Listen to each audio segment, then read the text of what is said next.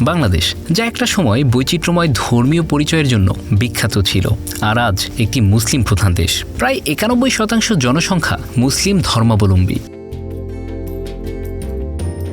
এর ইতিহাস একদিকে যেমন সমৃদ্ধ তেমনি জটিল। কেমন করে হিন্দু সংখ্যাগরিষ্ঠ ও বৌদ্ধ ধর্মের সমৃদ্ধ ঐতিহ্যর মধ্য দিয়ে এই ভূখণ্ড একটি মুসলিম সংখ্যাগরিষ্ঠ দেশে পরিণত হলো।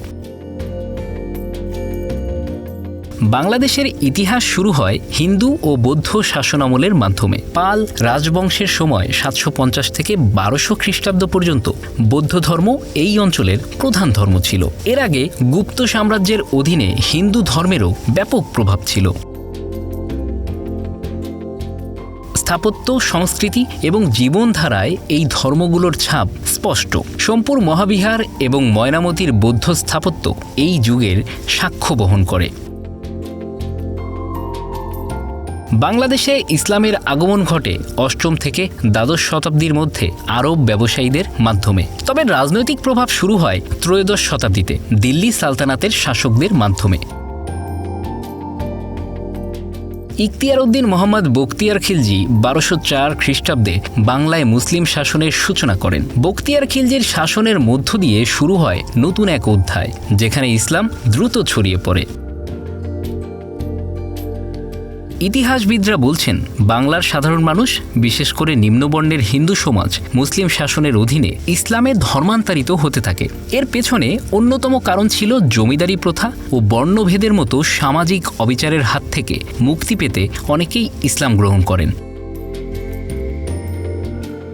পাশাপাশি সুফি সাধকরা এই অঞ্চলে ইসলামের প্রসারে গুরুত্বপূর্ণ ভূমিকা পালন করেন। শাহজালাল রহমাতুল্লাহ আলাইহি, শাহ মাকদুম রূপস রহমাতুল্লাহ আলাইহির মতো সুফি সাধকদের প্রভাব এই প্রসারে মূল চালিকা শক্তি ছিল।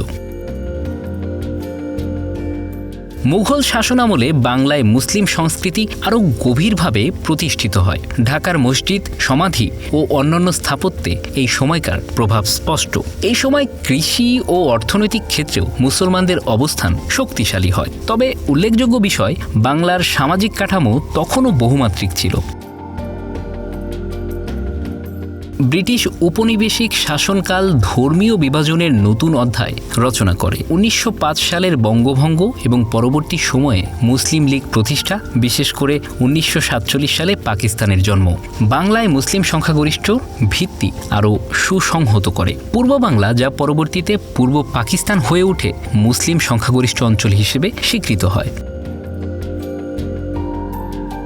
১৯৭১ সালের মুক্তিযুদ্ধের মাধ্যমে স্বাধীন বাংলাদেশের জন্ম হলেও এর জনসংখ্যার বৃহৎ অংশ মুসলিমই রয়ে যায়। হিন্দু ও অন্যান্য ধর্মের মানুষদের অনেকেই দেশত্যাগ করেন বা সংখ্যালঘু হয়ে পড়েন। তবে বাংলাদেশ একটি ধর্মনিরপেক্ষ রাষ্ট্র হিসেবে আত্মপ্রকাশ করলেও এ অঞ্চলের মুসলিম সংস্কৃতি এবং ঐতিহ্যর মূল ভিত্তি অটুট থাকে।